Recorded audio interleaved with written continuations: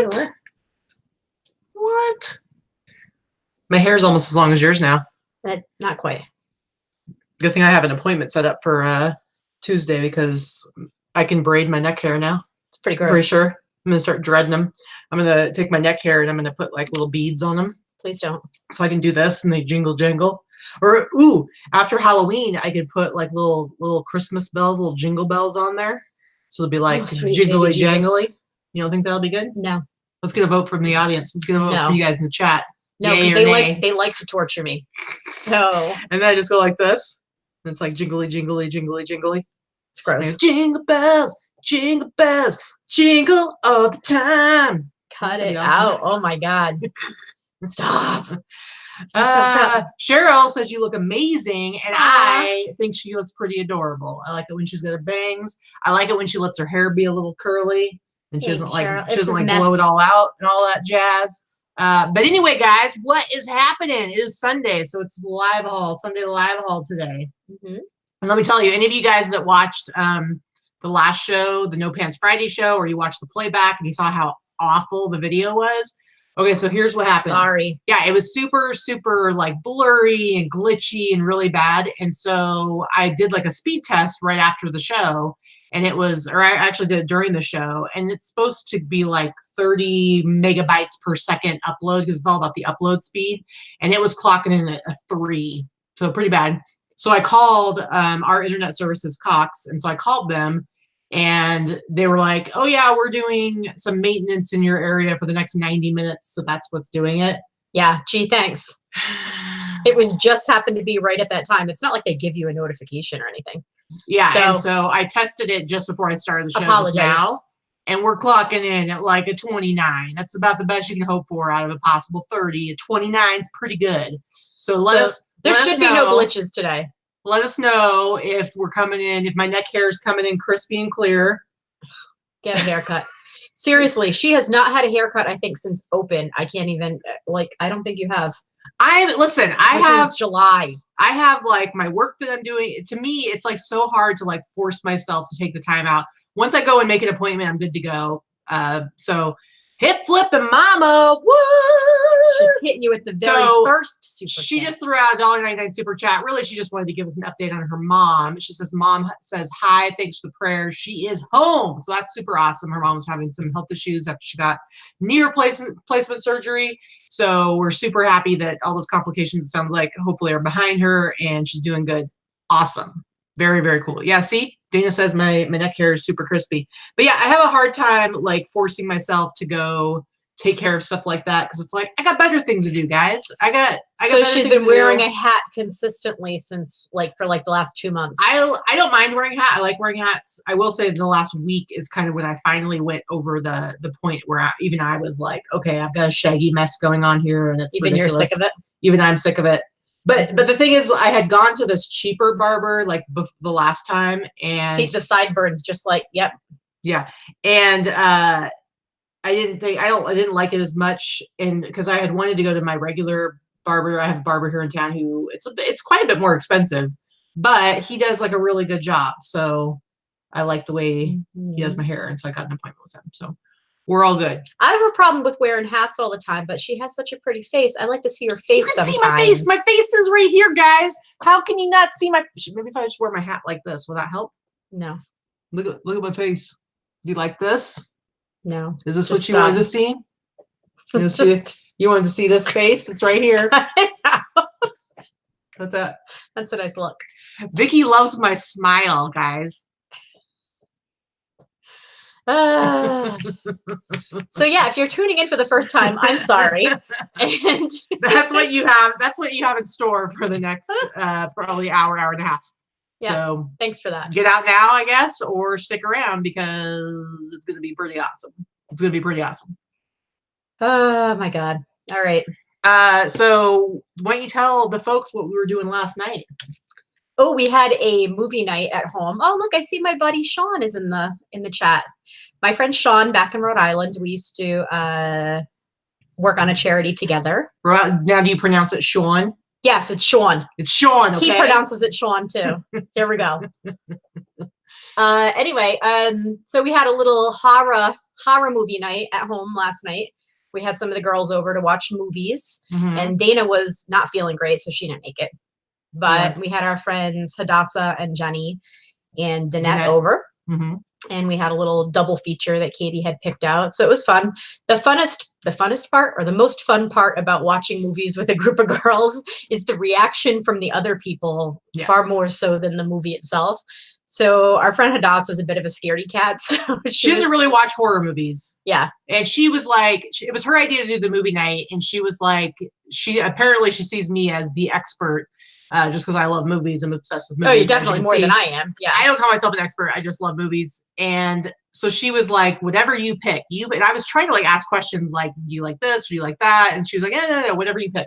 And so I was just really trying to pick some good movies. I wanted one that was going to scare them, and then one that was more fun. But I was trying to come up with something that would be good for, kind of a girls' night, and something that would be fun and funny. And so the first movie we watched was The Visit, which is an M. Night Shyamalan movie. And listen, I'm a big horror.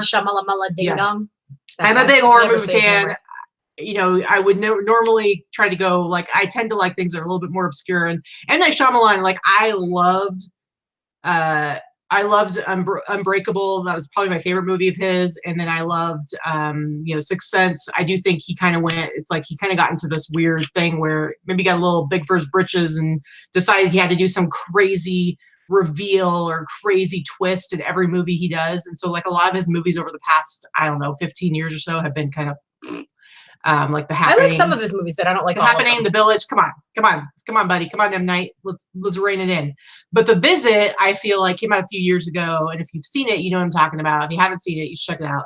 It's got some legitimately creepy stuff in it. It has quite a bit of humor, which I don't really feel like he's known for like humor in his movies, but I felt like it had a lot of like humor and like funny parts to it, which I enjoyed. So it's just one of those movies. I think it's fun to watch with a group because you get people squealing and jumping and stuff. And then after that, we followed it up with this movie called The Final Girls, which came out a couple of years ago, which I love. Which is kind of a spoof on 80s horror flicks. It's sort of it's almost spoof. Like, you know how like Scream is a spoof or that type of thing. I thought it was kind of like that, but it was pretty funny. Hey, Derek Yamamoto in the house. What's up, big fish? Mr. Chicken is the speed for horror movies that Juliana watches. So that's pretty funny. Yeah, Derek, we got Vikki has a really awesome sale this week that you're going to be super into. It's right up your alley. Yep. She knows what I'm talking about. Anyway, so The Final Girls, if you liked Cabin in the Woods, if you like referential kind of humor and stories, like kind of, it's a very meta, like if you grew up on 80s horror, if you just grew up on 80s horror, you will appreciate The Final Girls because it kind of explores that whole concept of like. It was cute. I thought it was funny. It was goofy. It was silly. Very, very funny. It wasn't supposed to be scary. It was it was a spoof on a scary movie. So it was more like I wanted them to pee their pants the first movie and get kind of scared. Or it wasn't that scary. No, but there were moments that were really creepy. And Hadassah was losing her mind because she's not a horror movie person. No, it was funny. So for her, it was like super scary. And that was kind of my goal. And then the second movie was like a cleanse the palate movie, like just kind of a silly, fun horror movie. Anyway, that was what we did last night. Shelley, I feel that way about The Conjuring. The Conjuring is based on a true story about a house in Rhode Island. So when that came out, it was like a big deal because it was kind of in a neighborhood where I have some friends that live. And so I went to go see that. And The Conjuring in the theater scared the bejeebus out of me. Yeah. Not so much once I watched it the second time at home, and The Conjuring 2 was like, meh, but the first one was pretty freaking scary. Yeah. I'm not as big of a like haunted house kind of scare. I like those. I like the poltergeist type of things. I thought they were pretty good. So I mean, I like some of them, but they don't scare me as much. What scares me is more. You know why they scare me? Because I think that they're so realistic. Like and that's what I was just gonna say. The stuff that scares me, like I have a legitimate fear of like home invasion. So to me, like home invasion movies, like true. What is it called? You were going to say The Strangers. But see, I talk about the movie. It's called. I think it's ILS. We've talked about this before. How do you say that in French? ILS. Ils. Yeah, that's the name. It's a French movie. Yeah. So that movie, it's they or them or whatever. But anyway, that movie, I watched it by myself like years ago, like, I don't know, 8 years ago, in the dark, 2 a.m, and I was at home alone. and it scared the crap out of me. The Strangers came out after that. I feel like The Strangers is definitely a ripoff of that one, but The Strangers was an American one. Anyway, we could talk forever about movies, obviously, and about nothing. Yeah, man. Yeah, we could. And I'm really excited because Vikki was like, hey, did you remember that you have all these t-shirts hanging in the closet? Because most of my t-shirts are in my drawers. I'd rather have all my t-shirts hanging up. I don't have enough closet space. I had forgotten I had like this little section of t-shirts hanging in my closet from last year, and my Texas Chainsaw Massacre t-shirt was in there, and I'm like, hell yeah, I'm wearing that. I forgot about it. I'm wearing that for Sunday Live Haul. So there. All right. That's what I have to say about that. Yeah, what are we doing for Halloween night? Well, two of my best friends are coming in to stay with us from Rhode Island. They arrive Halloween day, and we're kind of playing it by ear Halloween night. We don't have any plans. I know we'll do something. I don't think we're going to sit at home. We may be home in the early hours to hand out candy. I do like to do that. But we're going to go do something. I don't think we're doing anything spectacular. It is a Wednesday. And we're leaving early the next day to go to California, to go to like the Universal Haunted Universal Studios, whatever Studios it is. Yeah, we're excited about that. Allison's talking about working at Chateau Lake Louise in Banff Springs Hotel from 1988 to 1997. Talk about haunted. Both are very, quote, busy. Yeah, if you guys watch, so I think the show is absolutely ridiculous, but what's his name? Zach Baggin that does he has a haunted museum here, but he does the show. What is it called? Ghost Hunters or whatever it's called? I've never seen the show. It's ridiculous. But the haunted museum is amazing. The haunted museum, I haven't been, but I've seen like video and stuff. It looks awesome. But the show is ridiculous. If you just want to watch a bunch of bros walking around going like, dude, did you hear that? Bro, did you hear that? Bro, what was that? Dude. Anyway, I think they recently did an episode on the Enchanted Forest, which is in Oregon, which is where I used to work. It's sort of like, it's like a family created, owned, run and operated, sort of like mini Disney. And it's super cool. And like anybody who grew up where I grew up would go there when they were kids. They have a haunted house there. They have like lots of rides and all kinds of cool stuff. And they have a theater up top. And I worked for 3 summers in the theater. So I was a professional actor. You were a paid actor. Right. That's why I said professional.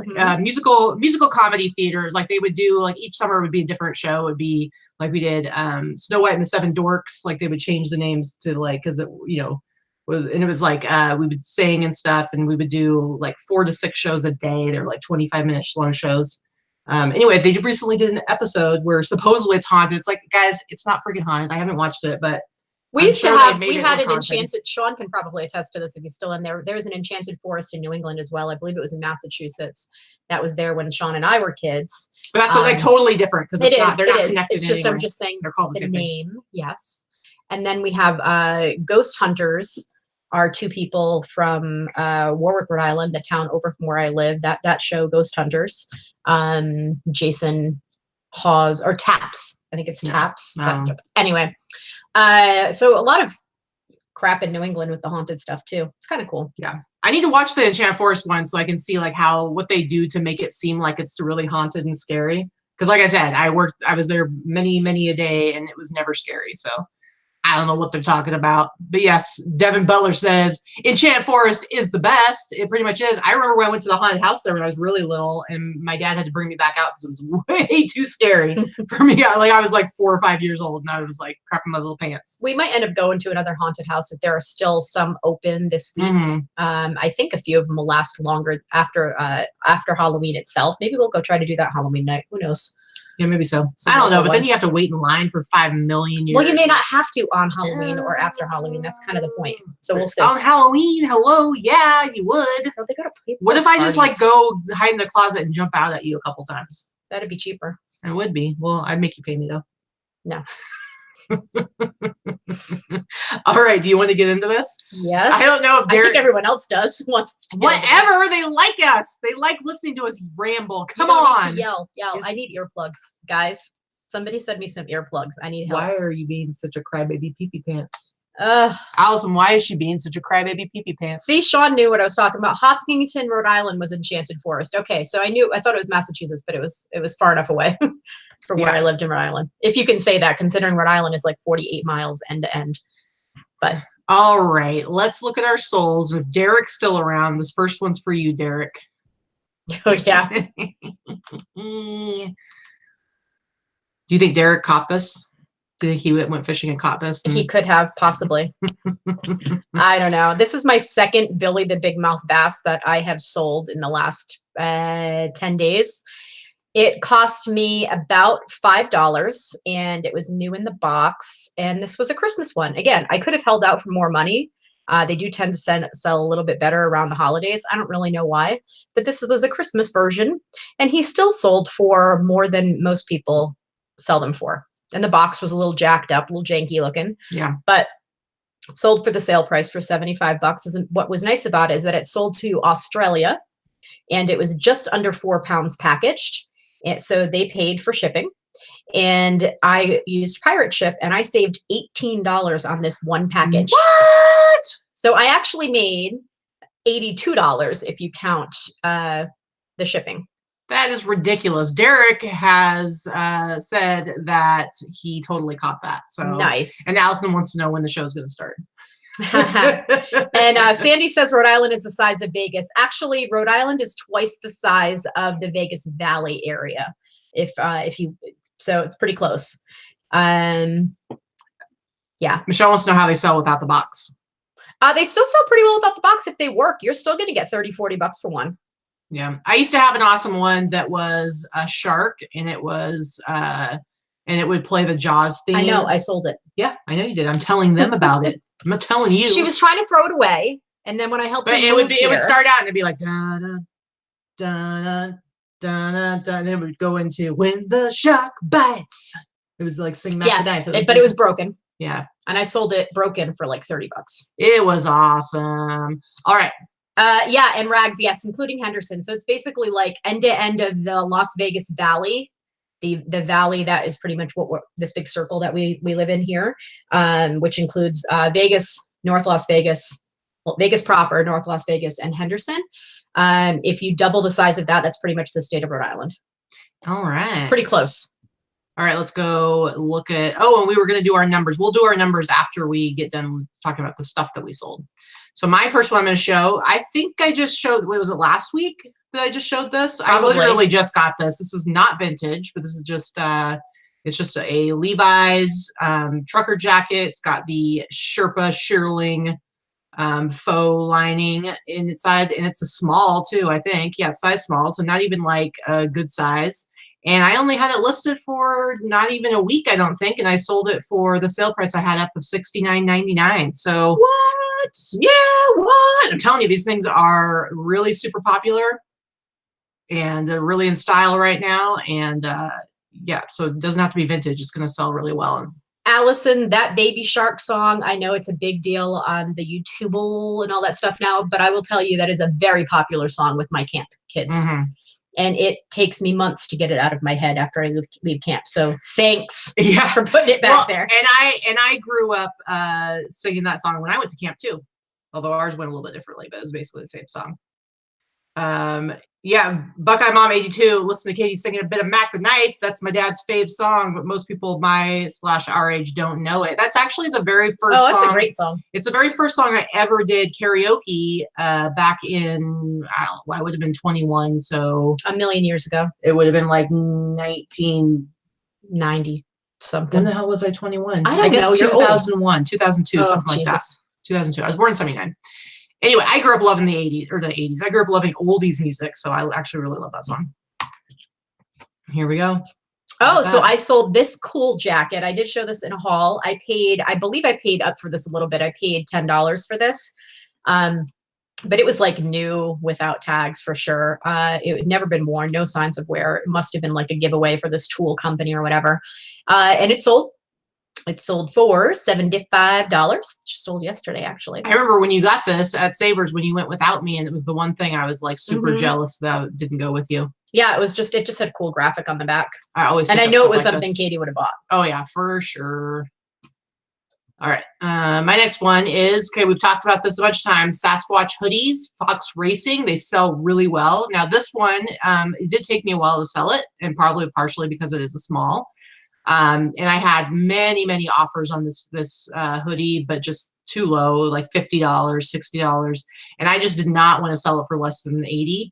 A bigger size, I probably could have sold it for even more. But these are these really heavy hoodies, and they're just zip up hoodies, but you see they have this really heavy faux fur lining, and they sell for a lot. I don't even know how much they sell for new. I don't know if they still sell new. I don't know what the deal is. I found them, I don't know, but I always sell them for around like 100. a long time ago. I found one at the bins, and I didn't know anything about it. And then when I went to look it up, I was like, "Whoa, why is this hoodie for selling for so much?" And so this last week, somebody bought it for the full sale price of $83.99. So I was happy to have held out a little bit longer on that one because I love finding these hoodies, and I didn't want to sell it for less.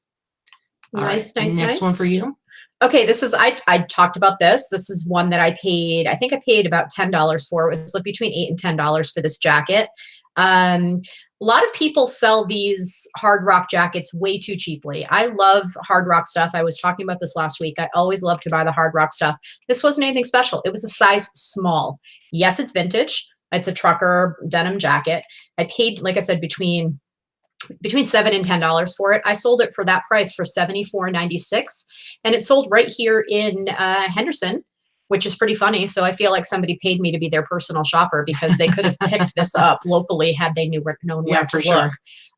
But yeah, it was a size small, $75. Most people sell these for $25 to $35, and I think that they're undercutting the price. Oh yeah, for sure.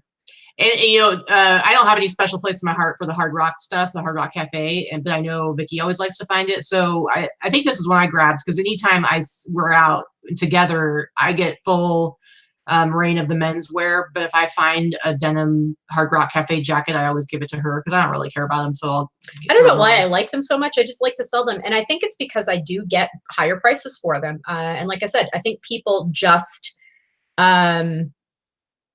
I think people just underprice everything. And like I've said this before, and Katie has said this before, price your items for what you think they're worth. The turn and burn pricing that people are doing to make $5 or $10 profit on items that they can make so much more money on just because they want to burn it in a week. It's not a good way to do business. Well, and the thing is, I mean, it's not necessarily that it's not a good way to do business. No, it's not a good way to do business. I get that, but some people have different models that they want to follow, and some of them want to do more volume. But in my mind, I would rather not. I don't want to work that hard. I don't want to, have to source, list, ship twice the volume to sell stuff at half the price and be making the exact same amount of money.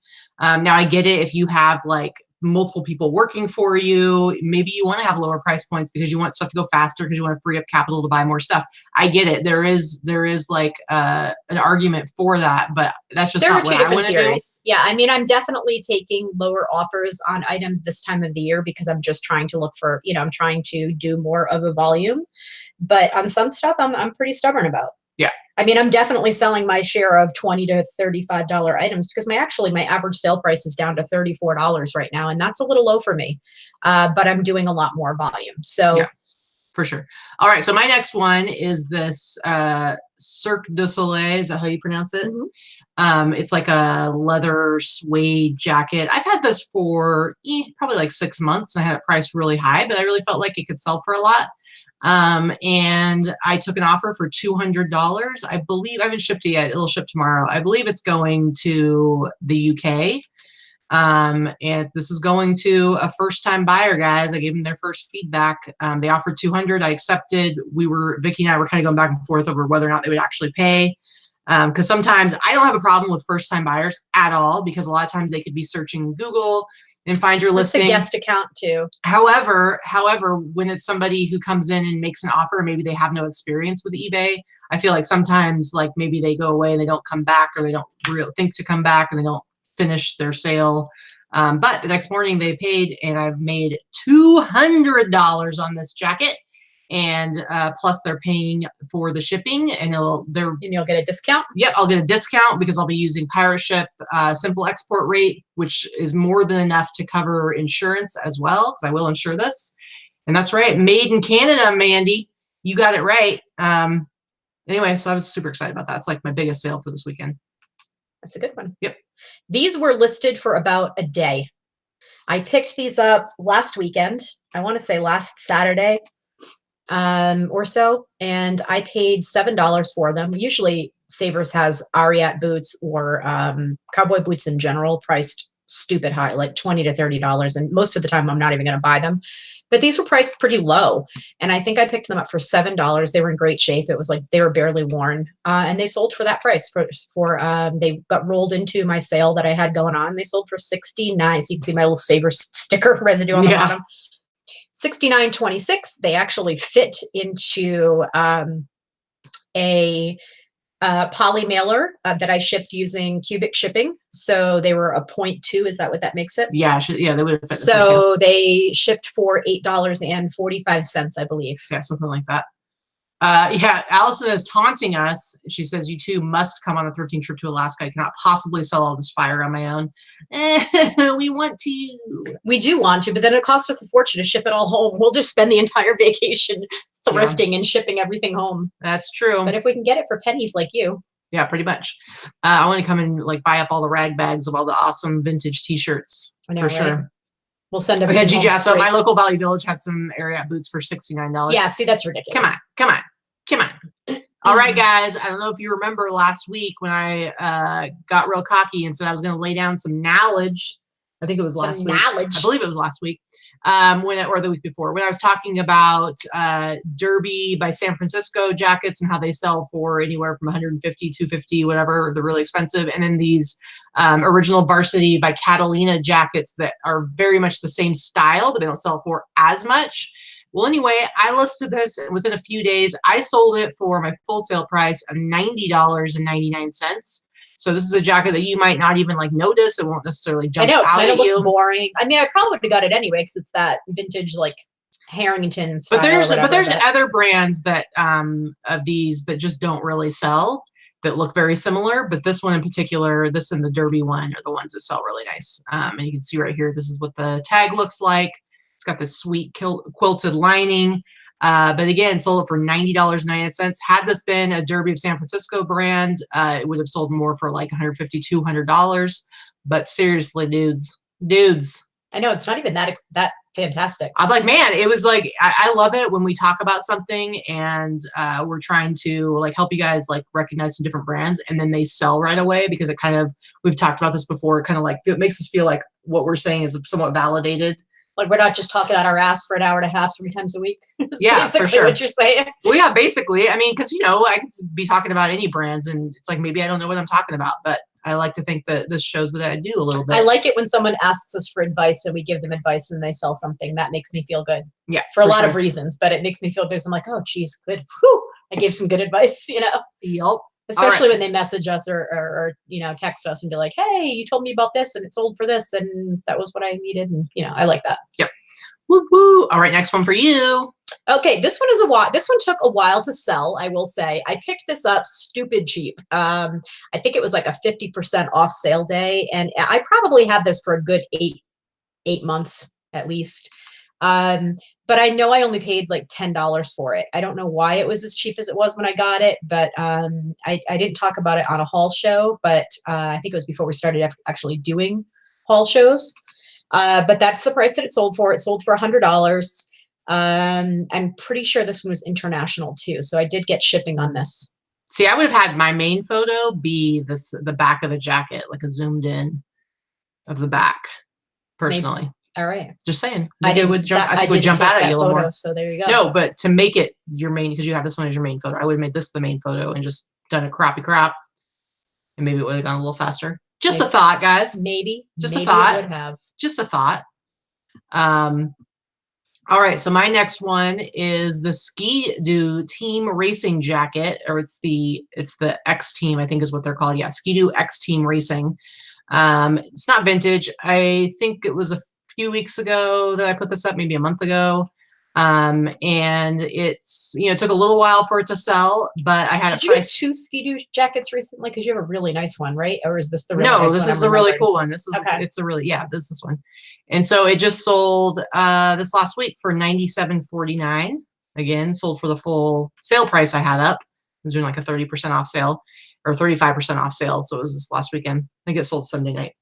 Nice. Anyway, yeah, sold for $100. So it didn't take too long. I was down with that turnaround. Interesting. I love racing Allison jackets. says we do a fair bit of talking on our asses, but there's some great content. She says no. She says there's quite a bit of ass talk. There's a difference. There's a difference. I knew what she meant. It's true. What would Jesus ski do? Oh my goodness. I like it. I like it. Sacrilege. All right, here we go. All right, here's some knowledge that you're going to lay down, because I bet there are plenty of people here who know nothing about this rugby brand. Yeah, so Ralph Lauren has a line of clothing called the Rugby line, and I think I did actually talk about it a few weeks ago with a sweater. It was a short-lived line. I believe it was late 90s into early 2000s. It's not quite vintage, but it doesn't have, it's got this tag right there, and they have all different kinds of clothes. By rugby, I don't mean just like rugby shirts. It's just it's the brand line of Ralph Lauren. And it was a very sought after brand, and it's a very desirable brand. So these jeans, I actually kept these and wore them myself several times. I love them. I almost didn't sell them, but I listed them super high because I didn't want to sell them.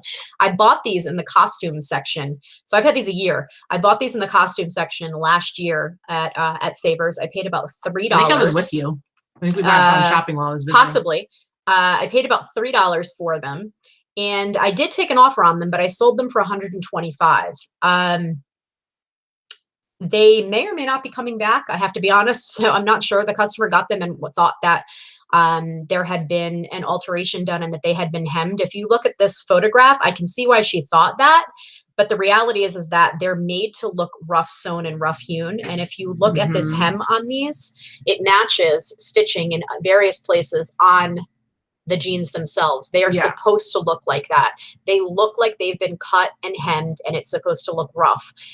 This was not done after purchase. This is the way that they're supposed to look. They look like it's an incomplete hem, or it was a crappy sewn and stuff. And that's just the way it's supposed to look, because it's the same thread, it's the same type of stitching that you see in various places on the jeans themselves. So we'll see. She replied after something about thanks for allowing me to return them, but then she never opened a return, and that was almost, a while ago. So we'll see. They'll sell again, though. We'll see if they come back or not. If they come back, then I guess they go back into my wardrobe and go back up for sale. We'll see. Yep. I was like, you can get some more wears out of them. Yep. They're really cute. Yeah. I sold a sweater that was like all like, it was all distressed and stained and faded. It was supposed to be that way. One of our shows like months ago. Same line of Ralph Lauren, and is sold for quite a bit. So I think it's pretty cool. Yeah, what I do like about them, you're gonna find a lot. No, and they're women's. Those are women's jeans that are size 32. They actually use men's sizing for their jeans in this particular line. They don't do it across the board. So it's kind of one of those weird niche products from Ralph Lauren that you kind of want to keep an eye out if you see them. Yeah. All right, so I think that was your last one. I have two more of them in the show. They're both my Etsy sales, but I wanted to show both of these. The first one is this JCPenney brand vintage sweater. And the reason I wanted to show this is because, JCPenney, like there's not like this big market for JCPenney vintage sweaters, like, but this has more to do with the pattern and the overall look. It's very similar to like some of the Pendleton jackets and blankets and sweaters, like that really cool Southwestern look. And now, wouldn't Allison have made this that cowichan or whatever what is that word she uses in sweaters that I've never used? Cowichan. Yeah, I don't know if it would. I don't know maybe if it would fit, yeah, I don't always use that term, but anyway, so this one, I've had it for a few months. I don't know exactly how long, quite a few months, I think. But it's sold on Etsy for $59.99. So $60 for a used sweater that's not a particularly like sought after brand, but because of this Southwestern pattern that's really popular in the coloring and everything, it's sold. All right, and then the other one I sold, our cowgirl says the sound is tinny. Can't help you out with that. Maybe try, I don't know if anyone else is having an issue, but you can always try refreshing the video. Maybe that'll help with the sound. Anyway, so then I have this leather jacket. This is one of the ones a friend of ours was having.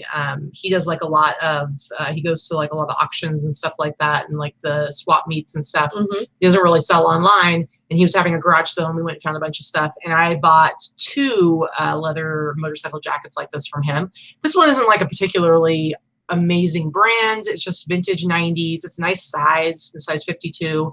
It's totally like I have in there, it's broken in. It's got marks on it. You can see there's like marks all over it. And it's like all Nobody worn. wants a stiff leather jacket like that because then you look like the accountant that goes riding every other weekend. Yeah, but I sold this for $150. Would you pay 15, 20? I don't think I paid more. I think maybe I paid $20 for each of them. He didn't really charge me that much, but yeah, no, I sold a bunch of stuff. I think maybe he sold. Yeah, I have one other one left, but $150 on a jacket I paid $20 for. This style of leather jacket you always want to pick up. If you can tell, it's like a nice, heavy, like legit leather motorcycle jacket, because they definitely have like newer ones that are like not very nice quality. But anyway, $150, guys. Woo woo. Nice. All right, I'm gonna stop the screen share. Stop the screen share, guys. What's up? We want to do our solds for the week. Yeah, let's do that. So we've been doing, this is the third week we're doing it, and we are just basically going to say like how many items we sold, what our gross sales were for it, and then we also give you our cost of goods, or our COGS.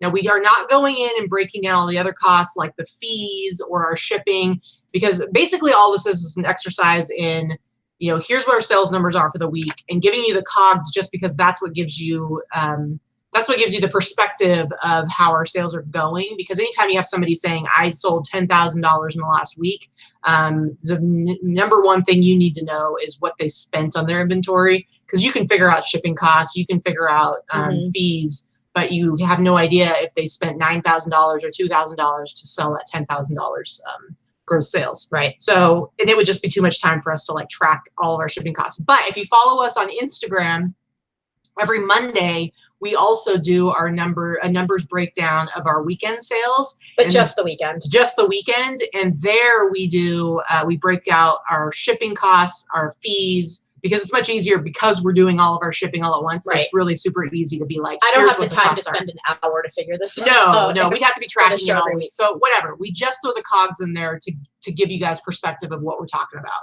So why don't you go ahead and okay, so the last 7 days, I have sold 75 items for a total sales of $2,574 and change. So Nice. Let's call it $2,575. Awesome. Cost of goods approximately $265. Very cool. So that's a little high for me, actually. You're high for your COGS? Yeah. Yeah, that is higher for you, for sure. I tend to have higher COGS because I buy a lot of newer stuff. Plus, I pay up for a lot of stuff.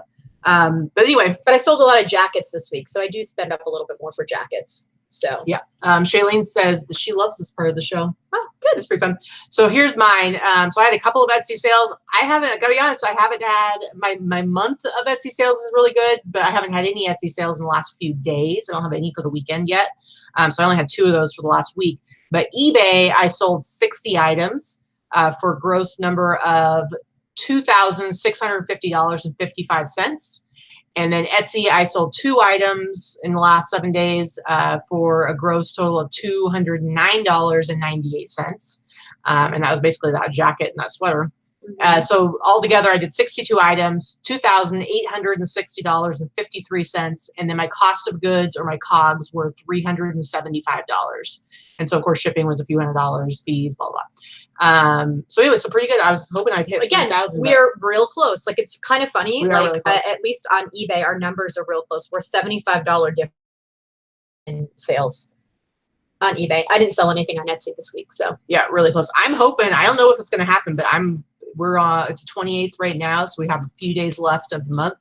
I'm like wondering if maybe I can pull off a $10,000 month for October. I cannot. I'm at 9. I need Etsy to step it up. 9 and change. Maybe I can, but I need Etsy to step it up. I might have a $1,000 weekend. We'll see how the rest of today goes. But we'll see. Anyway, I think it's like 90. I'm at like 93, 9,400 for the month of October so far. For a couple more days. Yeah. I mean, I might hit 10,000, but I doubt it. Yeah, right now I'm close. Almost to 9,000 for the last 31 days, and then my Etsy is 1,000. But like I said, I haven't had any Etsy sales in a few days, so that could fall off, and then I won't quite make it. But so hi Rita. Rita's in the chat there, and Carrie Berry's mom. Why does my mom call and keep me on the phone when you guys are live? I don't know. We're like must see TV. Why is your mother sabotaging us? It's funny. Anyway, so Dana said, speaking of Instagram, thanks for the shout out last week. She said she got some new followers from it. So that's pretty cool. Yay. Yeah, for sure. And you deserve it. And so here's another shout out. Go follow House of Rocks on Instagram because it's awesome. She is really she's really one good. of my favorite Instagrams. She's got her Instagram game is on point. She has fun stuff. Anyway, yeah. So Allison says my net profit stays around 65% on eBay. I'm right about the same. 60 to 65% when you take out my cost of goods, fees, promoted listings, shipping, all that crap.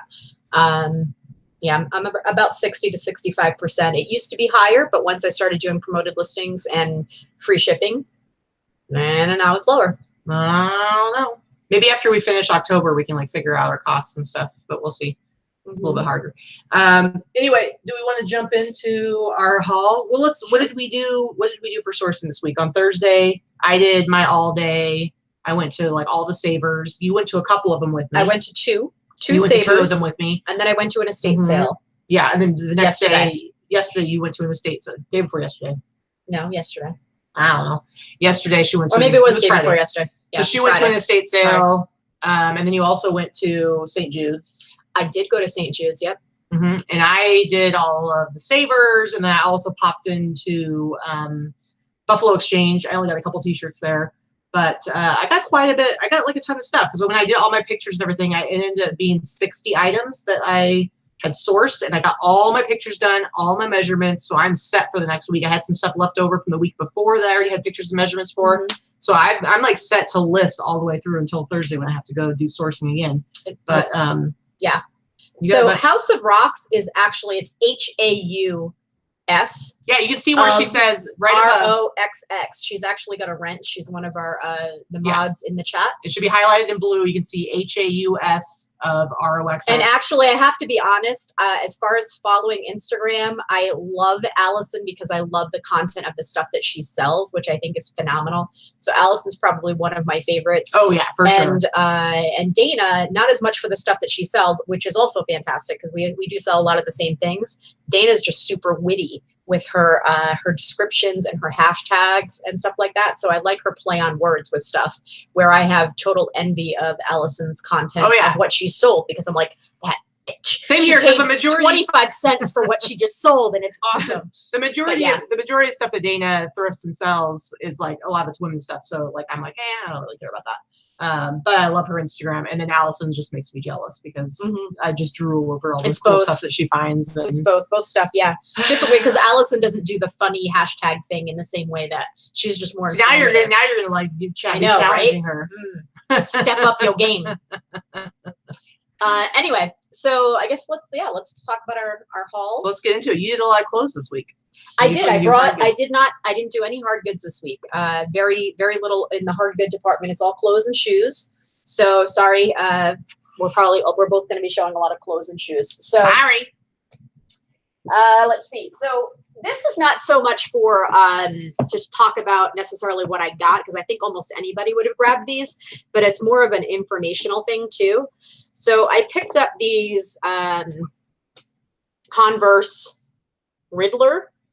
And I paid, they were on a 50% off sale, which is odd, but I only paid $5 for them. Again, one of those things that they didn't have completely jacked up in price, but I think it was because there were no laces. So what I was going to say is don't let that type of thing discourage you from picking things up, because then what I did was I went and bought the laces because I'll do this often to complete a game or to, get parts for something to make it worth more as a whole. I will go and source something like I sourced these laces. I bought these laces for $6 to put new laces, and that will make sure that I can get about $50 to $60 on these. So very nice. Like I tell people all the time, if you've got it like Mall Madness game that I had picked up, I picked up the game for super cheap. It was like 99% complete. So what I did was I went and bought the pieces for $5 from another seller that I needed to make it 100% complete. And now I can get the highest price for it because now it's 100% complete. So. All right. I just had an idea, guys. Okay. I have a challenge. This is for Dana and Allison. And I need everybody here to make sure that you're following them on Instagram. So that's House of Rocks, at House of Rocks. She's got a big following, actually. Yeah, so make sure that you're following at House of Rocks, and make sure you're following at Big Drift Thrift. Okay, you're going to be following these guys. For the next week, guys, it's going to be a hashtag face-off. It's going to be a hashtag face-off, okay? So I need you guys following them because we're going to need people to help us decide who wins the hashtag face-off. So Dana and Allison, if you choose to accept this challenge, okay? When you, you have to do it for every post, whichever post you want to enter into the hashtag face-off, make sure you're using hashtag and then spelled out hashtag face-off, and then hashtag, I guess, Katie and Vikki, or Katie Vikki. And we will all follow along, and then we will decide next Sunday who wins. But we need help from everybody else, so we need you guys to be paying attention. We need to know who wins the hashtag face-off, because I think if we put them up against each other, we're gonna get some pretty amazing results this week. All right. What do you guys think? You in? She said. Dana says, "Oh Jesus, LOL." I think you can do it. I think you can do it. Cheryl, what kind of laces? I ended up buying Converse laces, but you don't need to. You just get regular flat shoelaces, and just make sure you know how many holes the Converse have and how long you need. And they're really easy to find. I got them on Amazon, actually, because they were cheaper on Amazon than on eBay. So there is a niche market for shoelaces, I'm telling you right now. I know that John Lawson, that's what he sells. He sells shoelaces and does pretty well in that market. That's not who I bought them from, I don't think. But I bought them on. Cool. Anyway, so a couple more things. So I got these things at the estate sale that I went to. So I picked up these great pair of cowboy boots. They're like in this deep cherry color, and they're triple wide. So I don't, it's going to be a pretty select group of people that's going to have some big feet, but they are a triple wide. They're 10.5 triple wide. But they're a really good high-end brand. It's Luchis. So I'm going to try to put this here so you can see. I got it. It's already in the thing. Oh, did you guys hear how she talks to me? Well, you yanked it out of my hand, and I already have it. Help you. Anyway, so that's the brand. It's a high-end brand. I paid $6, I think, for these. Nice. And I'm going to sell them and list them for over 100. They're in a deep burgundy. They do have a model name there that I haven't looked up yet. They might be worth more. The one thing about Luchis is that they tend to use super exotic leathers in their boots. So depending, these may actually be $200 boots. I don't know. I don't think so. I just think they're standard leather, but I'll double check. Yeah. By the model, which I haven't done yet. All right. So Allison, her response was, oh, okay. And then she wants to know what the rules are again. And then Dana said, hashtag I will cut you, Big Drift Thrift. So, okay. So here, there aren't really any rules per se. It's just, and again, it doesn't have to be like, I'm not going to like take over your whole Instagram feed. It's just whichever posts you want to contribute to this hashtag face off. Just, it's just hashtag face off. So spelled out hashtag face off. And then hashtag Katie Vikki. And then basically you'll throw in one or however many hashtags you want. It doesn't have to be the funniest. Maybe it's going to be funny. Maybe it's going to be clever. Maybe it's going to be an insult to the other. I don't know. I don't know how you're going to do it. But basically everybody's going to be watching for those hashtags, and we're going to decide at the end of the week. So what you're saying is there's no rules. So it'll be basically like it'll be a vote. We'll show next week. It'll be a vote in the audience of who they think wins the hashtag face off. Instagram cage match. Pretty much. No rules. Yeah, no rules. So I think what I'll do is for next week, I'll get some screenshots of like the contender posts. All right. But everybody should be following along throughout the week. Hashtag face off spelled out, and hashtag Katie Vikki. That's what we'll do. All right. How about that? Okay. Does that make sense? Lord of the Flies. Yes. Big Drift Thrift has the hashtag face off correctly written, and then I'll do this real quick. Hashtag Katie Vikki will be the other one. I just typed it in there so you can see. So again, guys, everybody who's watching the show right now, and everybody watching the playback, make sure that you are subscribed. You are following Big Drift Thrift and House of Rocks on Instagram, because you are going to want to see this, because I'm telling you, I'm telling you, they both got the goods, and I don't know who's going to come out on top. Right, It Sammy, should be fun. Clear as mud is exactly right. Yeah, makes no sense, but it makes sense. It's the hashtag face-off. We're going to see who has the most awesome hashtags. What is there to understand about that? Stop yelling at me. It's going to be a hashtag face-off. It's going to be hilarious. I already have a loud voice, but if her voice is that loud that it's annoying the crap out of me, I'm touching shoes now. Now I'm touching your face. All right. I had another pair of boots at this estate sale. I paid $5 for these. These are some great hiking boots. They're actually vintage hiking boots made in Italy. It's a brand I had never heard of until I looked them up, but it's Pivetta. It's Pivetta. It's kind of hard to see. I'm not sure if you'll be able to see that, but made in Italy, leather boots. They've got a Vibram sole, so I'm not sure how vintage they are, but they're probably like a what does Vibram sole 90s. mean? It's just a brand of the kind of rubber sole. Oh, okay. So anyway, I'm going to sell these for probably about $80 or so. Nice. Paid $5 for them. They're on the small side. I think they're women's. Interesting. So I'm just going to do a couple more shoes since I've got them out here. And then someday I'll get to show something. And then you can go. Yeah, because they're all right in front of me. If I had my jingle bells, I'd just be playing with them on my neck here. Ugh, you're a pain in the ass. I picked up a pair of new in box, same estate sale, new in box Donald Pliner shoes. Paid $7 for these. They're in the box. They got the little thing. It's a fancy bag. They're totally 90s. If you look at this like elastic loafer type of thing, very 90s. But they're men's. And again, I'll sell these for about $75. $75. About $75. Big Drift says, I'm sorry, did you say Vibram? I don't know. Vibram? Yes. That's what she said. She said Vibram. That's what I said. That's what she said. And then, again, paid $5 for these. You know me, I like my golf shoes. Picked up this pair of nice Dunlop golf shoes. Dunlop. Mm-hmm, mm-hmm. And what's nice about these is that none of the spikes on the bottom are broken. As a matter of fact, they look super clean. Maybe unworn, but they're definitely... There's some wear on the shoe itself, but just not underneath. Maybe they're just very good at cleaning the soles, or they had them resoled. I'm not sure. But probably about $60, $75 on those. Very nice. And now you. Now me. We got like 160 people watching right now, guys. So if you're enjoying the show, if you're getting anything out of this, go ahead and give us a thumbs up. Show us that you're here. That would be awesome. And I will show you guys some of the stuff that I got. I got some cool stuff, man. We got Robin in the house. She got a signal on the way back from Tahoe. She's been at a scrapbooking convention all weekend. Tahoe. That's my Tahoe song. You like it? Tahoe. Weirdo. All right, we're going to talk about, let me see if we can grab this stuff here. We're going to talk about a brand that some of you may know and some of you may not. It is called Le Coq Sportif. Le Coq Sportif. Sportif, Le Coq Sportif. This brand's actually been around. It's crazy. It's been around since like the late 1800s, like 1880 something. It's been forever. This is a French brand, French sportswear brand.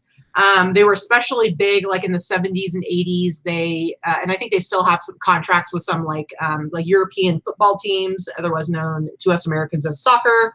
Lots of cycling stuff. So lots of like sportswear and everything. But they are a French brand. Like Lacoste, as you say. Yes, Lacoste, but this is Le Coq Sportif. So you can see the back. This is actually a new with tags jacket. You can see the back's got this nice spell out. This is a nice lined windbreaker. Now, what's interesting about this is it's actually, I believe it was originally sold on through the Japanese company, the Japanese website, because it's got on, let me see if I can, where is it? Yeah, you can see right here. It says Le Coq Sportif, and then it's jp.com. So that's from the Japan website. So this, if you look at the tags on it, it actually was not, I don't think it was ever sold here in America. What? Leo, man, where have you been? It's been a while. We haven't seen you. It's been a while. It's been a while. Leoman is here with his super chat, $5 super chat. I love his little right before the end of the hour. He's got his Frosty the Snowman little avatar going on there. But you know, as we all know, he has his own super chat song, and it's let's see if I can remember how it goes. It's been a while. Here's your super chat. Here's your super chat. Woo, woo, woo. Here's your super chat. Here's your super chat. Woo, woo, woo. Here's your super chat. Here's your super chat. Woo, woo, woo, woo, woo, woo, woo, woo, woo, woo. All right, See, weirdo. that's a little ending. Weirdo. Oh, and then Kelly just busted out, Hip Mom just busted out a $1.99 super chat song for me to sing for her mom. So you do the traditional. I'm gonna chat. go traditional, guys. I'm gonna go tradish, and I'm just gonna do a little bit of super chat, she super chatty, yow. All right, weirdo. Anyway, Le Coq Sportif. See, it has like the rooster on it for the logo. But anyway, this jacket was made for the Japanese market. It's new. You can find it like on the Japanese like Amazon website for like $65-70, but it's like a size 5L. So I don't know if it's like a 5XL. I just listed it. It measures like 31 inches across the chest. That's probably like a 5X. A 60-inch chest is 62 pretty inch chest. wide. Yeah, but it's a really cool jacket. It's really interesting because it's got like all of this text on the sleeve. It's cool. Yeah.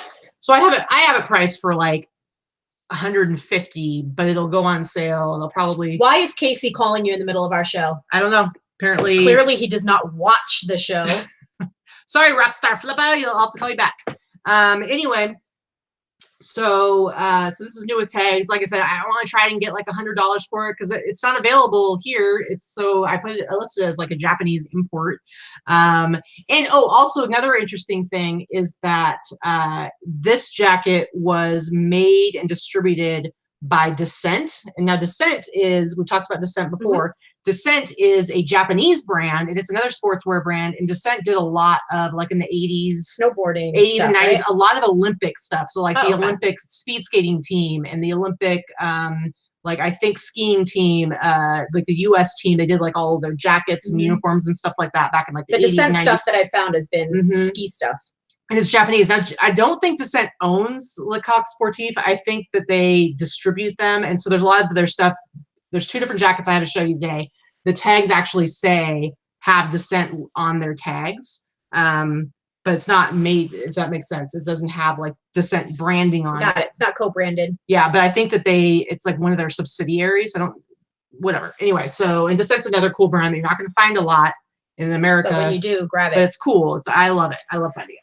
And Descent is a French brand too, right? No, Descent is a Japanese brand. Oh, Japanese. Okay. Yes. Sorry, all these foreign brands. Sorry. It's popular. Both of these are popular in like Japan and Korea. Anyway, so then I have this other Le Coq Sportif jacket, and this is like a packable down jacket. It's very lightweight. It's really nice. It's only like 15 ounces, so it's less than a pound. Super light. It's got like that weird zipper thing where it zips. It's like I sold the Calvin Klein one a couple of weeks ago that was just like this. Yeah, but it's really nice. Are you smelling it? It smells smoky. I just got a smoky whiff. It doesn't smell smoky to me at all. So I don't know. I don't know what this is right here. I tried to so if anybody knows this logo, if this logo means anything to you, let me know. It definitely came on the jacket that way. It wasn't added later. So I don't know. I've listed this jacket already. I listed it super high. Now this one, unlike the other one that was sold on the Japanese website, this one was sold on the Korean one. So the tag was actually made by Descent Le Coq Sportif Korea. And it's this really cool packable down. And again, was not sold, made, or distributed here in the US. I listed it for like $300, but I don't know that it's going to go for that much. That's a lot. I'm like, I'd like to sell it for like $150 to $200, but it's this really nice, cool Le Coq Sportif jacket. Yeah, it's real different than the Rockstar logo, Sandy. I know what you're meaning by the Rockstar drink, but yeah. It's very different. But you can see the tag, there's some stringing off the tag, but the tag, it's got like Korean writing on it. But it says, let me see if I can find it where the little tag is. It says on here somewhere, you'll see Oh yeah, right here. It says Descent Korea right there. And then it's got this right on the inside too. So it's the same with Yeah, the little rooster thing. It's got the tag on it and everything. But as somebody asked a question, what do we use for size conversions for European or other country sizing to the US? I usually just Google size conversion charts are pretty easy to find online. Yeah, they have different ones. This one you can actually see this is a medium, and it actually said there was a tag where you can see where it said medium. But yeah, usually you can find like Lacoste, theirs are like the number system where it'll be like a 7, but it's actually like an extra large, or I don't know exactly what a 7 is. But you can look it up. Same thing like shoe conversion charts. There are so many of them online. They're real easy. If you just put in such and such, like size 42 European conversion US, or you don't have to put that much in, it'll start popping up on Google for you. There's plenty of charts. Yeah. What's crazy about those 2 jackets is that I found them at 2 different stores. So it was like 2 different Lecoq Sportif, one's from Japan, one's from Korea.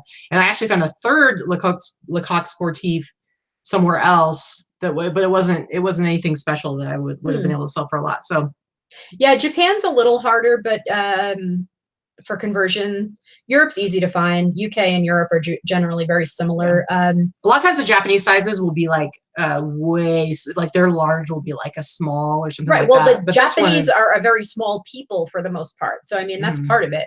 A good thing to do, actually, JC, is just measure the item and put the size as if it were a US size in the title anyway. And then you can put your description and information for the other sizing, or you just put both side by side. It's real easy to tell by the chest measurement what something falls within, whether it's a small, a medium, or a large, or an extra large, or bigger. There's generally a few inches of variance. So even if you can't figure it out exactly, you just go with what it measures as. Yeah. All right, so this next thing I have, I think is super rad.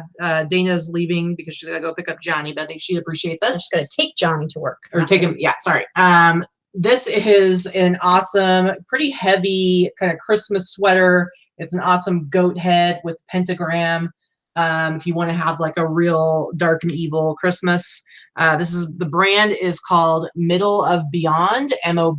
This is not vintage. Kind of a goth brand. It's like a goth psychobilly. Yeah, well, if you go to their website, this is actually available on their website. If you go to their website, they do a lot of movie stuff. So they have like a really awesome The Shining, Halloween, lots of different horror movies like made into like these knit sweaters. They have like the alien from Aliens, and it's all kinds of like really, really cool stuff. And they all sell for like $80 and stuff. All right. Somebody had actually put this back in the wrong spot. It was like in with like t-shirts, and I looked at it, I'm like, that's really cool. I don't know what it is, but I looked it up really quick, and even used, they were selling for like $60-$70. Nice. And so I actually listed this to try and get like $80 for it, because I'm like, you know what, I know they sell for like $80 new on the website, but I don't know what kind of availability they have, like you know, to like international or what they charge for shipping. And plus, a lot of people, they're going to see this and they will never have heard of it, but still want to get it because it's super awesome. So it's a very satanic looking devil goat thing. Maybe I'm hoping I can sell it for at least $60 because I think it's cool. All right, I guess you can go ahead. All right, let's see.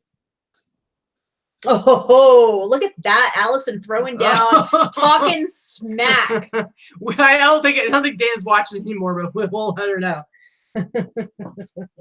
Okay, so one of the reasons why I went to this estate sale and it was on my radar, first of all, it was on my radar thanks to Heather, Exclusive Elegance. She told me about it a couple weeks ago.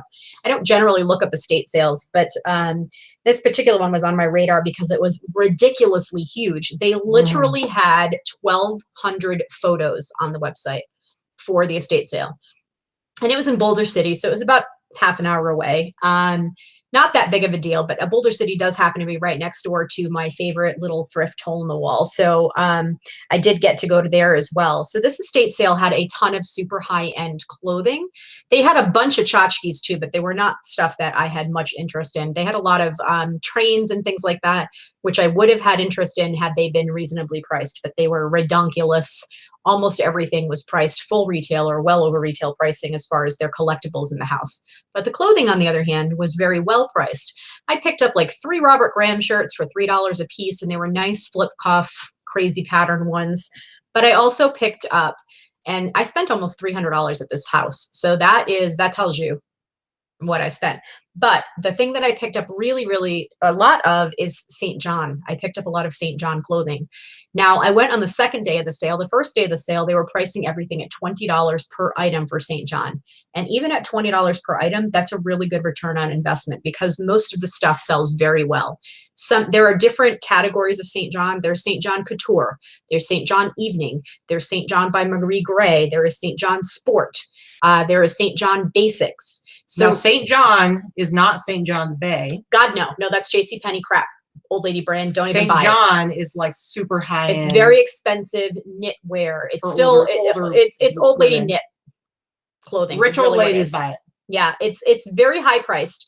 But St. John by Marie Gray is not usually quite as desirable. You really want to look for the couture or the evening or the regular St. John labels to get higher end. But even at $20 a piece, it doesn't matter. All of them you're at least going to double your money on, but generally more than that. So I went back the second day, was able to negotiate very little. They do not negotiate at all, but I do have a reseller certificate, so I didn't pay tax. But I did buy every piece for anywhere from $7 to $15 a piece, depending on what it was. So yeah, Casey called. He heard I had Robert Graham shirts. It's quite possible. So anyway, I'm not going to bore you and show you every single piece, but just I'll give you a couple of the highlights. Like they're blazers. That's the kind of thing. So I picked up this nice blazer. They're also very collectible based on the type of buttons and like things like that they have. So this was a real cute blazer in a green kind of basic knit. I think I paid $10 for this particular item. I will sell it for $75 to $100. And a lot of the items that I picked up were suits. So by suit, I mean, it would have the blazer sweater type of thing. And then it would have a shell underneath, a skirt, and a pair of pants. So it would be like a four-piece. And they match. And they're all kind of interchangeable. And I have a couple of them that there's like 6 or 8 pieces, like 2 different jackets and 2 different lengths of skirts and that kind of thing. So you're paying like $7 to $10 for each piece. Correct. So if you got a set of 4, you might have spent $40. Yeah, this particular one is one of the lower end. So this is the St. John. This is the St. John by Marie Gray. But this particular, the reason why I grabbed this one, even at the $10 to $15 mark, is because this is still a $75 jacket, even the cheaper one. So I have like 3 pieces with this. The way that I'm going to sell it is I'm going to sell them as separates. So I'm going to sell the pants individually, the skirts individually, the jackets individually. That way people can mix and match. And here's the thing, as most women will know, you may not be the same size on top as you are on the bottom. So, a lot of these were in large or size 14 or a size 16. Well, that doesn't necessarily mean that if you wear a large on the top, doesn't necessarily mean you wear a 14 bottom. So, I'm going to sell them as separates. That way people can buy them separately. Mm-hmm. So that's one. This is my favorite piece that I picked up. That is St. John. And I'm going to stand up just to show you because it's actually a really, really cool full length poncho type thing. So it's like that one of those big open front cardigans. It doesn't have sleeves. It's like a shawl, a poncho. They're kind of like that one size. Now, this is also St. John by Marie Gray, which is that cheaper tag or that cheaper collection. I paid $8 for this, and I'm going to sell this for $200 by itself. That's my favorite piece out of all of them. And now you got some of the other lines as well, right? I did get a couple of couture. I did get a couple of, but those are my 2 favorite pieces. And some of those you took to the dry cleaner as well. I did. I took 2 to the dry cleaners because they were like ring around the collar, and I don't normally dry clean clothing. But I did inspect all of them as I left. They had ring around the collar, and it had a couple of spots. There was one thing I just missed that had a couple of spots. So I took them to the dry cleaner, and my dry cleaner is $2.50 per item. So again, way worth it to fix. Especially when I turn around and sell it for $100, $200. So that was them. Do you want to go again? Sure. Okay. All right. So again, I think I picked up almost $300 worth of clothing from that estate sale. They had amazing cowboy boots too that I loved. That they wanted $75 a pair for them. If I'd gone back the last day, I could have picked them up for $30, $35 a pair because nobody was buying them. They were still there at the end of the second day. But I didn't feel like going back. If I went back today, there's probably still sitting there at 50% off. Yeah, DJ says, no wonder. I bought 2 sets of skirts and tops, and they were not the same size. I didn't know, so when I grabbed them. Yeah, so you can just sell those separately if you don't already have them listed, or you haven't already sold them or haven't gotten rid of them or anything. So anyway, so I don't know what the deal is, but lately I've been all about finding the Patagonia fleece jacket. So jealous. There's the one that I sold just this last week for $130, and that one was the Chinchilla, right? Is that what the name of the line is? So this one I didn't know what this one is. I'm not like super well versed on all the different Patagonia ones and like why some are worth more than others, but it was really cheap. I grabbed it. It's got this really cool, like super deep pile. That's what it's called when you look at the pile is just like, see how it's like the little chunks, the thickness or the depth of the fuzzy. Yeah, so this would be considered fuzzy fleece. This would be considered a deep pile because you can see it's kind of loose and like really thick. Now this one doesn't have any particular, like the Chinchilla ones will say right on the tag. This one does not have any particular title on it. However, if you open it up, I'll go ahead and open this up and I look at the tag. There should be, where did I see it? Oh, maybe it is on here. I went with, there was a number on here. Yes, the style number. Here it is. So you can see there is a style number. Patagonia is pretty easy to Google once you have the style number. If the tag is there, some people cut the tags out. So there is a style number right there. So I went ahead and looked that up, and this is called a retro, I believe it's Retro X fleece. And these ones go for a lot of money. Like this one might even go for more than the Chinchilla did. The ones that I looked up, when I looked at the sold now, again, going back to the whole idea that people underprice stuff, there are a lot of them that sell for way too low. People do not price stuff for what it's worth and what people are willing to pay for them. If you go and you look at the Patagonia Retro X fleece and you look at solds and sort by highest to lowest, you're going to see ones going for $500, $300. I mean, those ones usually are more like they're colored ones. A black one though can definitely go for over $100. I'm hoping to get anywhere from $150 to $200 for this, for a fleece jacket, you guys. Like don't underprice the stuff because you can make some serious money, especially now in fourth quarter. It's gonna sell. Like I sold the other one, it was up for less than a week, and I sold for $130. Come on. Anyway, come on. So I'm super excited about that. I keep finding this Patagonia. They have a cat. You feeling it? Yeah, get it away from me. Sorry. Anyway, fur ball. Let's just settle it down there. What is considered Sherpa? So Sherpa is technically it's wool, right? Isn't it sheep? It's like a shorn. It's like shorn sheep. So this is usually that natural color. Yeah, but people will call they'll call like the faux Sherpa, like that Levi's jacket that I sold earlier. Like that's not real Sherpa. So usually you'll say like faux Sherpa or shearling, and it's that look of let me show you close up again. It's that kind of looks like this. But in a natural color, like a beige and off-white. Yeah, but it can be, you see that. It can be colored too, but usually you're going to find it in a beige or an off-white when they're calling it Sherpa lined or. But like that Fox Racing hoodie, those have similar. That's not Sherpa. That's that's like, a little bit. That's like a fake teddy bear lining. That's like faux fur. Whatever. Anyway. So then the next thing I have, I'm going to go with another Levi's jacket. This is a black, kind of a black gray worn Levi's. This is not vintage at all. But again, trucker. The Levi's trucker jackets, big right now. They are really big right now. The denim's really, really big right now. So this is a great buy. I didn't pay that much for it. I'll probably sell this for $40, $30, something like that. Woohoo! Rhonda Kelly said, "You guys echo in my head when I'm listing. I added $10 to my original pricing on some Barbie Dream House accessories, and bam, it sold in 24 hours. Very nice. Very nice. All right. So next, I have this amazing. Now that's awesome. Bomber jacket. This is a leather bomber jacket, and I love this. This is 90s, and it is Averex, made in the U.S. It's a type A2 bomber jackets. There's different styles. You'll see M1 is one that you'll see a lot.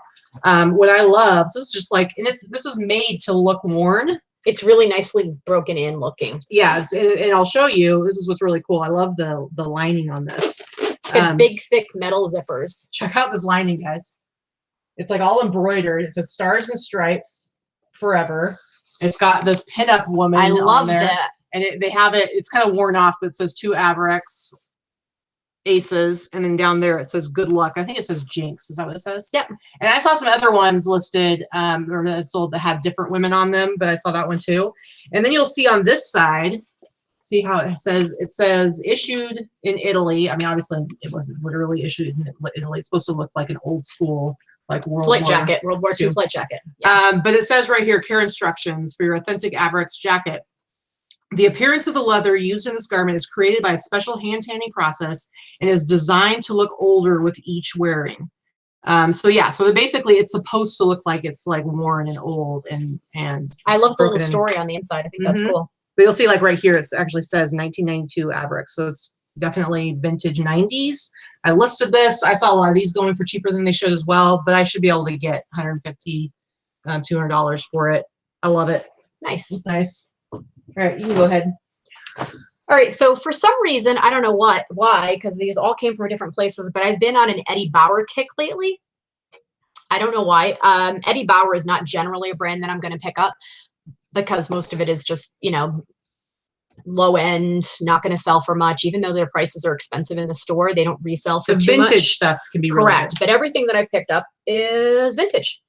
So one of the things that I picked up this past week, and I got these from 3 different places. One of the things I picked up is this shirt thing. So I got it for, it was the blue tag, so it was 50% off. So I got it for $6.50. But this is a vintage Eddie Bauer tag. Those black tags and black and gold tags, yep, are vintage. Plus it's got kind of this Union mark on it, Union wool mark. So it is this big, thick, heavy, like shirt coat, I guess you'd call it. It's got a little spot right there. I'm going to clean that off, but that's just on the surface. It's this big, thick, heavy tweed. It's not lined, but it is a thick, heavy wool. You would call that a shirt jacket, right? Yeah, a shirt jacket or so. I would sell this for probably $60, at least.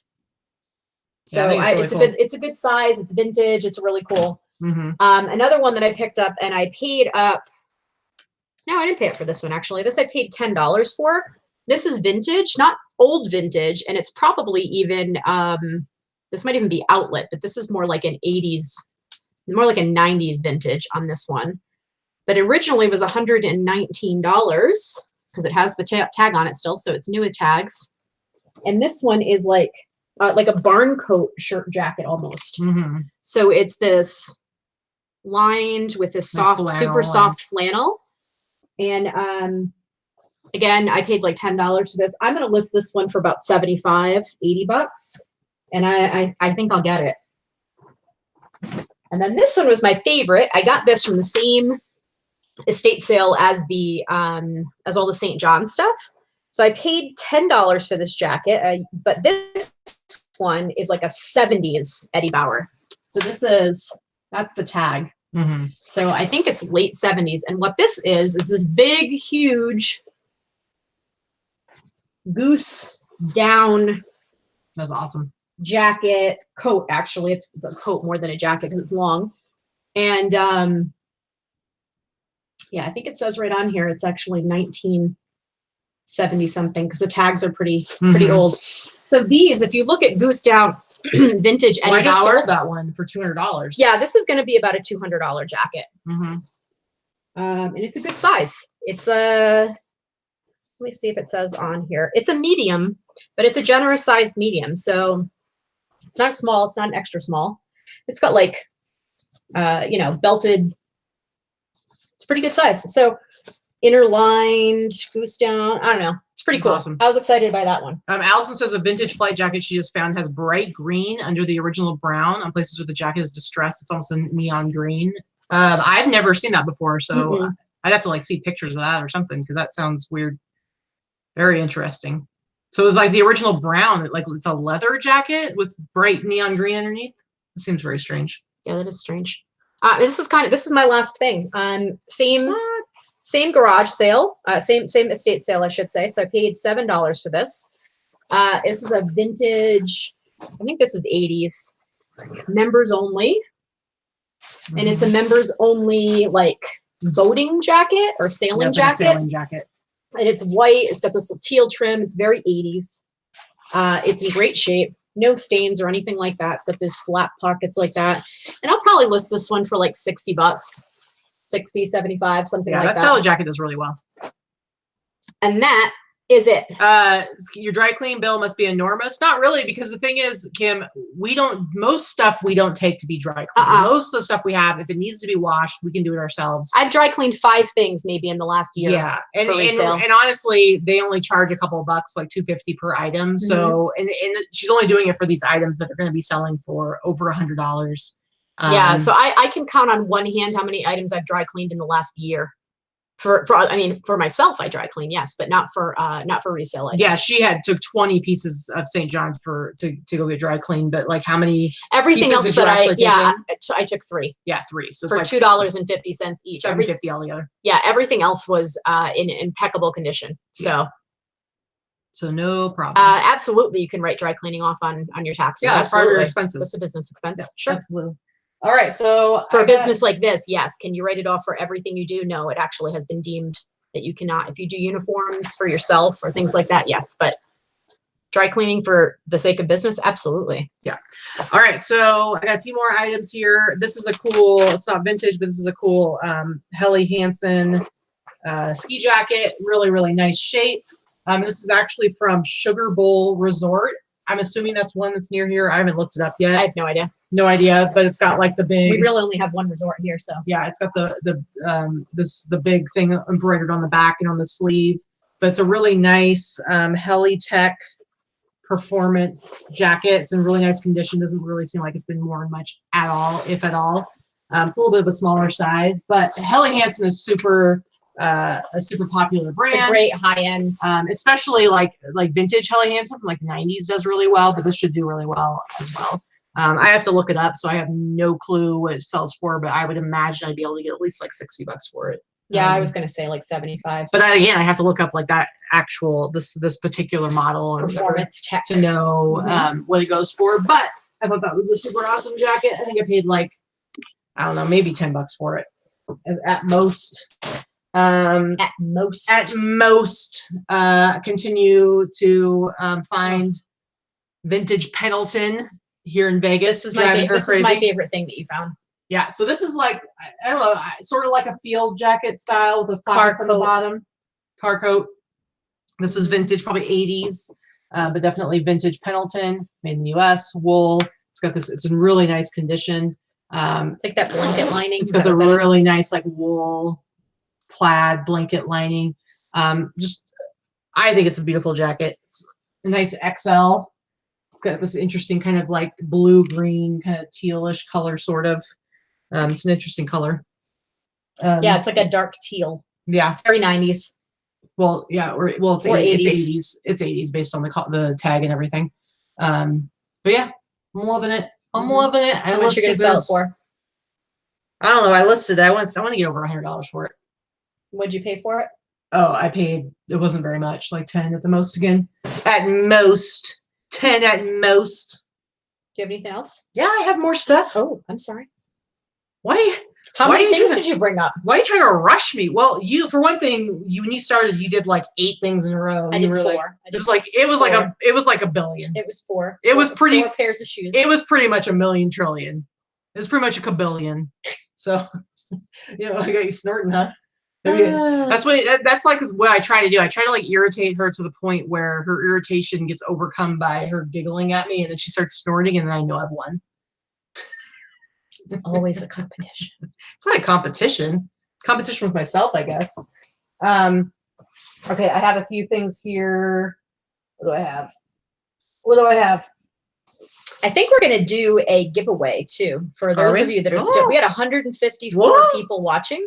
What? So I think we need to do a giveaway or 2. Well, we can do a giveaway if we can get our thumbs up to 100, because we've got over 150 people watching right now. Let's get those thumbs up to 100 and we'll do like a giveaway. All right. So I found a cool rugby shirt. This is not vintage, but it's a Nike one. I don't know if anyone knows what this WS or SW stands for. It's embroidered right there, but this is like it's like a sporty rugby It's got like the It's not vintage. elbow pads. No, that's not vintage. Nike sportswear. Nope. That might be like the 2000s, but definitely not vintage. That's the gray tag that you always think that it's vintage, and then every time you ask me to come look, I look at them like that's not. Yeah, because I'm an ass. No, you just. I think you have your brain stuck on this is a gray tag. Is vintage, right? And it's gray with the red swoosh is the vintage one. But anyway, I love these rugby shirts, the ones that are like legit style, like rugby style, where they have like cool. the buttons are like kind of a rubbery, like they're not super solid. But yeah, I love that. I think it probably sells. I don't know. We're at 80. I don't like it sells for like 40. We're at 80 thumbs We'll do it after I finish with my last stuff, but we need to hit at least 100. All right. I don't know. I'm pretty stoked about this. This is like this is like an old like hip hop streetwear brand, Timberland. This is a made in the US, vintage 90s, in really nice condition, all embroidered. And it says Timberland, it's real wind, thick. Water, earth, and sky. It's a really nice, thick. Feels like an old Champion, like those old thick Champion sweatshirts. And this one's cool because it is actually made in the US. We've got Latina Hustler in the house. She sent a message. I do remember you saying that you're local, so we will add you to the. I know we added you to the boss group. I'm pretty sure, and we'll get you added to the meetup group too. Yeah, so you can definitely meet up with us. It'd be awesome. Where did you send a message to? Did you email it or? I don't know. Sent an email. Yeah. So I don't know if that went to you or to me, but yeah, we'd love to meet you too. All right, I got a couple of t-shirts. I'll show you here last.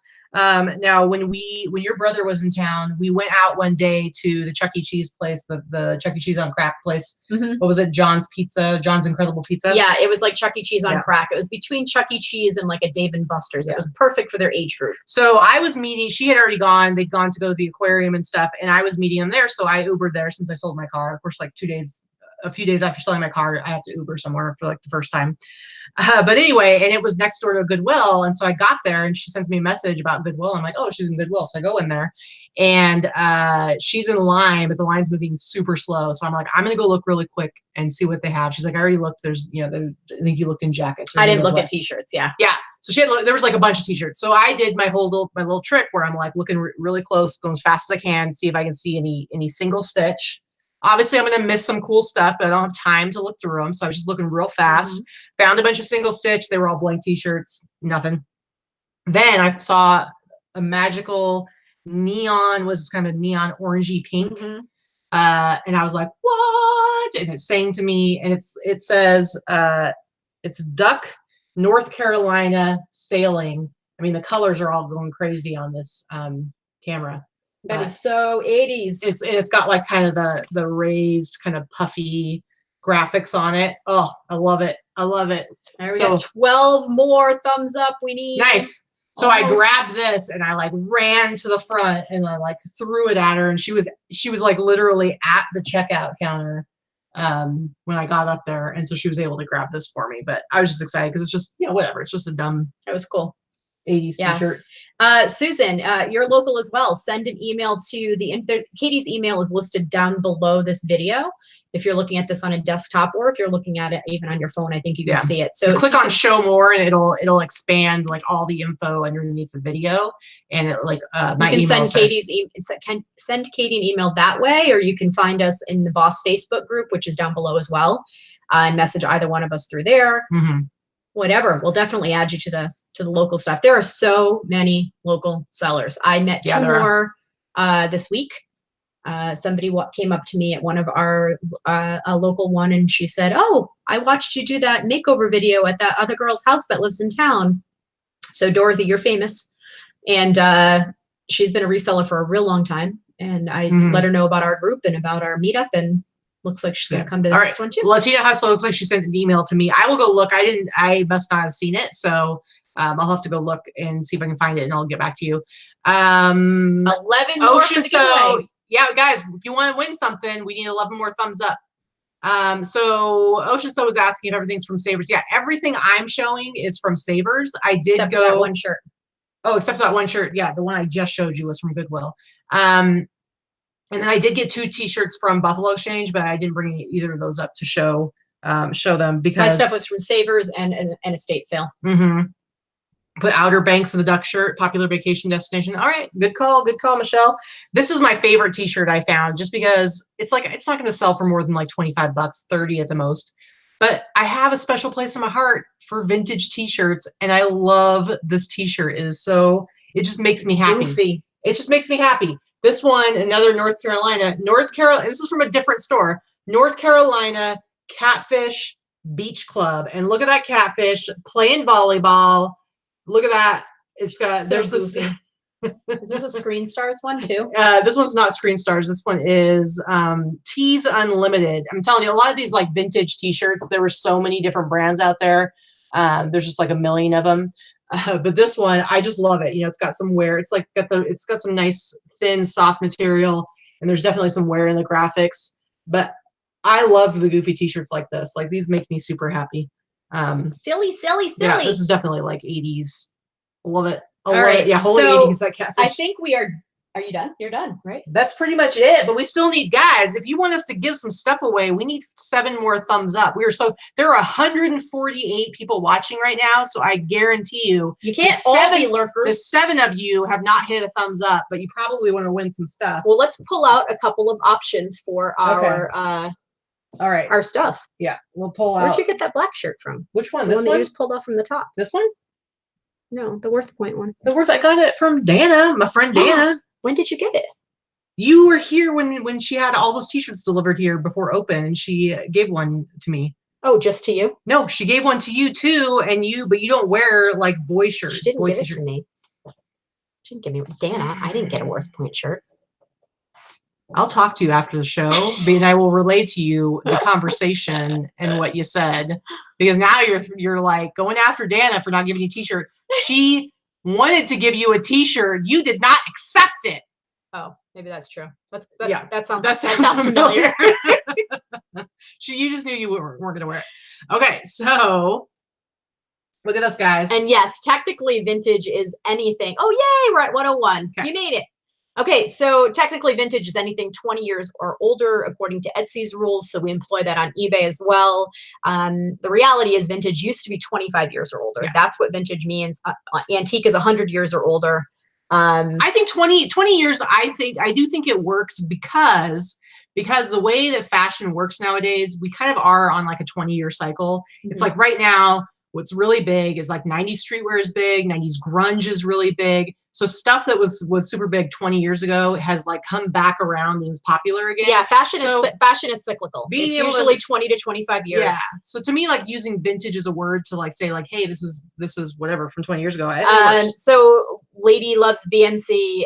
So it's kind of hard to quantify how do you know if something is vintage. Honestly, it just takes a lot of time and research and knowledge and just learning hands-on and from gaining experience in what you're looking at and what you're selling. There's really a lot of it is going to be style. It's going to be graphics. It's going to be brands. It's going to be stitching on, not just on t-shirts, but on all different types of things, tags. It's really just something that you learn over time. It's a little too hard to quantify and give you a cut and dry answer as to how do you know if something is vintage. I would say just start by watching videos, not just us, but watching videos and asking questions and doing some research. Just go on eBay and look on solds, look under a certain category, pick vintage and see what they're showing. Mm-hmm. And they may not always be right, but it'll give you a general idea, because a lot of people put vintage in the title and it's not vintage, but that's really the best way. Mm-hmm.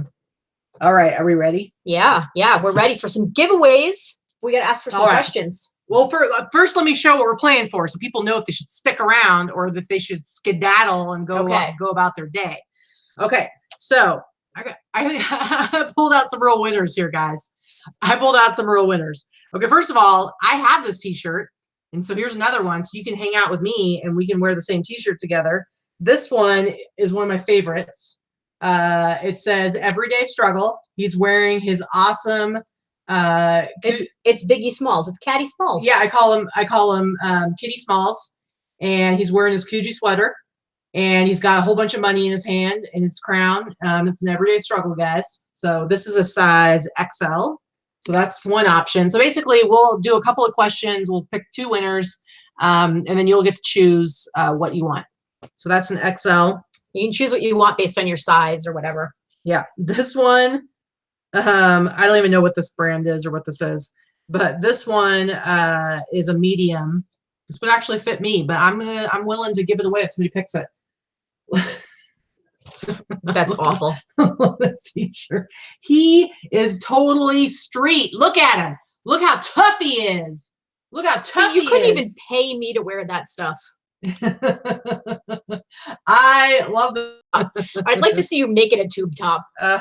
This one, I don't know if anyone will want this one. I think it's really funny, but then sometimes my sense of humor is a little bit off. This is funny just because there were a whole bunch of this one. They must have misprinted or printed them with the wrong spelling. Speaking of grammar mistakes, spelling mistakes, it says, if you like staring at my shirt so much, go buy your own.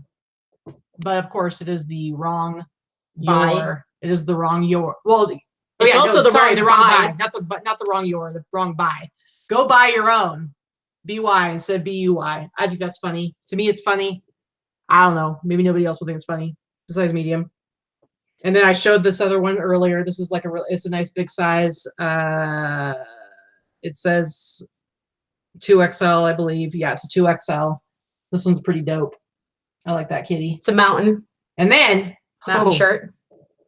This one's a little special one right here. This is a size large, and this one says, "I hate tacos." Said no one ever. I hate tacos. Can you hear the groan? Look at the face. I hate tacos. Said no one ever. No one ever. All right.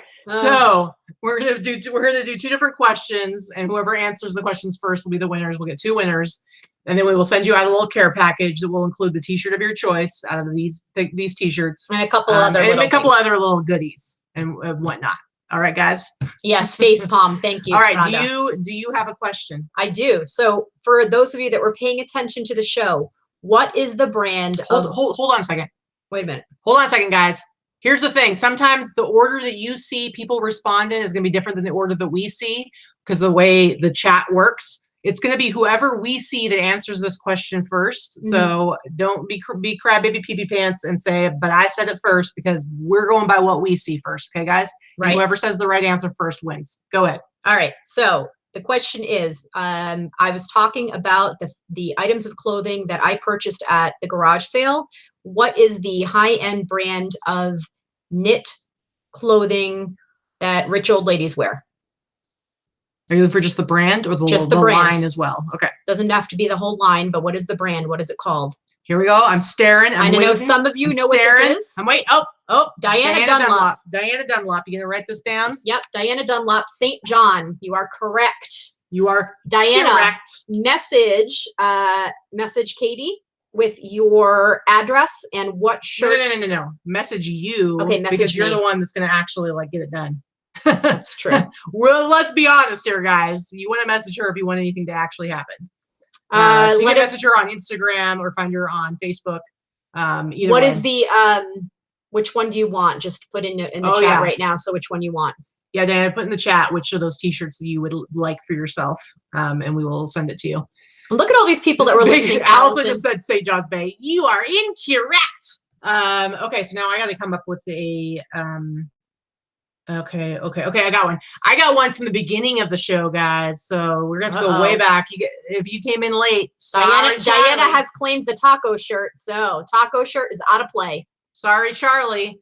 Okay, you have to give me the full name of one of the movies that we watched last night. We watched 2 movies. Ooh. Give us the name of that movie. Whoever says the name of the movie first. And there were 2 of them. So you got 2 chances to potentially win. Whoever comes up with the right one first.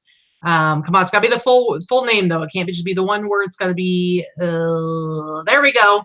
JC, there is a little bit of a typo, but I know that JC was saying The Visit, so we will allow that. The Visit is correct. All right, JC, if you put in the chat which shirt you would like. Diana wants tacos. You already got that? Yep. Okay. Yeah, JC, whichever one you want. But yes, The Visit was correct. And the other one, is anyone going to know the other one?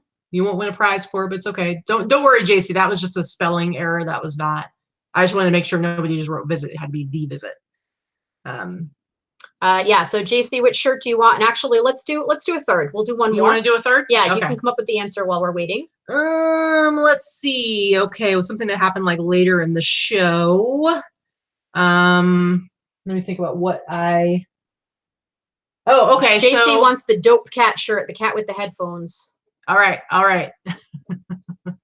All right. So your second question is based. So I showed a couple of jackets that were from the brand Le Coq Sportif. And I talked about the other brand, the Japanese brand that they were made under. What's the name of that Japanese brand that they are made under?